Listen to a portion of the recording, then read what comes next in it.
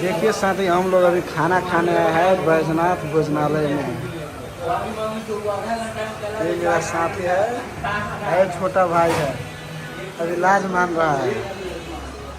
देखिए इस होटल का लाज क्या है मानेंगे, हम लोग का प्रेम से भोजन करने आए हैं। तो भाई खाना के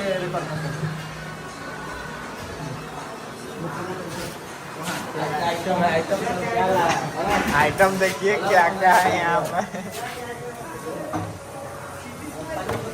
क्या क्या इसमें आइटम है अंकल जी? क्या क्या आइटम है? अभी तो चावल दाल सब्जी भुजिया रोटी अचार चटनी सलाद यही सब है। देखिए यहाँ पर दिन वाला कहिए आप बोले।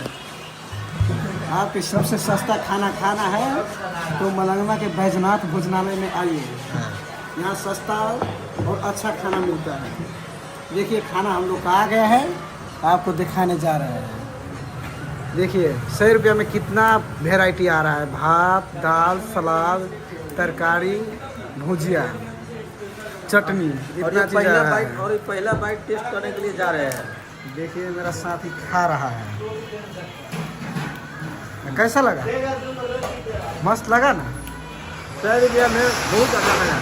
100 रुपया में बहुत अच्छा है। वो तो आप लोग भी आइए और सेवा के फायदा उठाइए। तो अभी चलते हैं, मिलेंगे अगले वीडियो में। तब तक के लिए बाय बाय टाटा।